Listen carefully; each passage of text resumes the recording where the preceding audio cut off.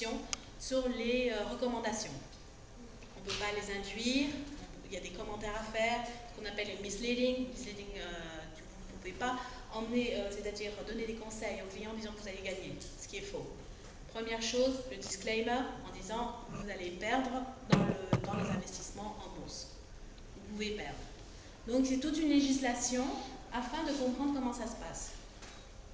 Mais pour trader, vous pouvez trader. Vous pouvez trader vous-même. Tout le monde peut trader, que ce soit la bourse de Tunis, vous pouvez, bon, et avec à cause des devises, on ne peut pas exporter des devises, mais si on était dans un autre pays, on pourrait trader le CAC 40, le Nikkei, le DAX, enfin, par l'intermédiaire d'un broker. D'autres questions? J'espère que vous saurez saisir cette opportunité, parce que là, vous êtes, je dis entre guillemets, là, en train de regarder facile comme ça, comme dans les cours, parce que ça se passe comme ça. Mais là, ce que vous avez en face de vous, c'est une opportunité à saisir. Après, c'est à vous de voir, d'accord? C'est à vous de voir et c'est à vous de développer aussi vos capacités de sortir de votre carapace, parce que c'est une opportunité, je vous dis encore une fois. Oui, c'est vraiment, comme dit la Fermi, dit, c'est vraiment une opportunité. Pourquoi? Parce qu'on donne les outils à la personne d'évoluer et surtout de se développer. Il y a peu de sociétés qui misent sur le capital humain. On mise énormément sur le capital humain parce que c'est le capital humain qui va faire évoluer la société. Maintenant, la philosophie des entreprises est complètement différente. On profite des employés. Non, on ne peut pas profiter des employés. C'est fini. Il faut que les employés profitent de vous pour qu'ils soient fidélisés, pour qu'ils donnent le meilleur d'eux-mêmes, pour que la rentabilité, la productivité augmente. Donc c'est une autre approche, c'est une approche plus humaine, c'est une approche à long terme qui est très importante. L'employé est heureux, l'employé qui est heureux produit. Il n'y a pas de miracle. L'employé malheureux va à 4 heures, il va regarder sa montre, il va partir.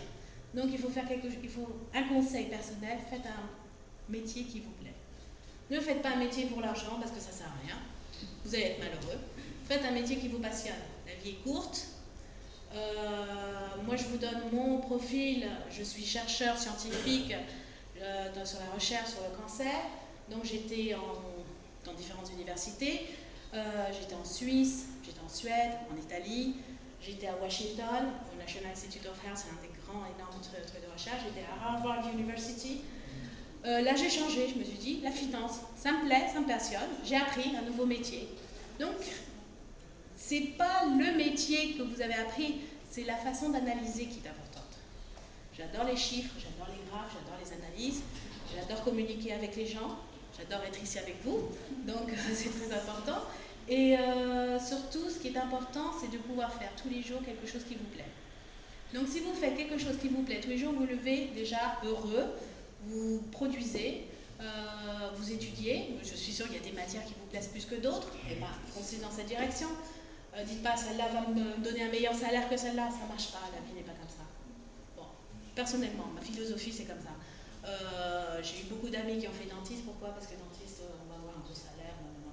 Toute la journée plongée dans des dents, mais ça marche, c'est pas ma tasse de thé, c'est pas ma tasse de thé. Il faut voir. Après, ils sont malheureux. Vous êtes malheureux, pourquoi? La vie est courte. Profitez et surtout faire un travail qui vous plaît parce que vous n'allez pas investir 8 heures par jour. Pour réussir dans un travail, il faut investir 10 heures, 12 heures par jour pour pouvoir évoluer. Sarbi qui a commencé avec nous a bien compris sa leçon. J'ai une petite remarque à dire par rapport à ça. Moi aussi, j'étais comme vous étudiant à l'ESC, donc la mentalité purement tunisienne. Donc un stage, je vais aller faire 3 mois après avoir un report.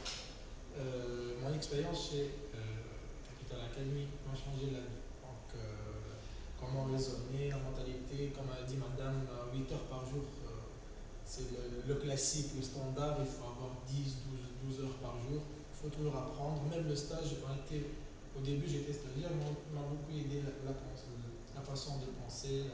Alors on a toujours des livres à lire, on passe des présentations en anglais.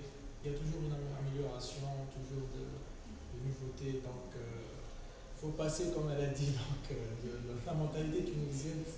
À la mentalité globale, parce qu'on est dans un monde global. Et vous retrouvez maintenant, aujourd'hui vous êtes en Tunisie, mais qui sait, demain vous allez peut-être en Singapour, vous allez être à Hong Kong, vous allez être à New York, on ne sait jamais ce que vous réserve la vie.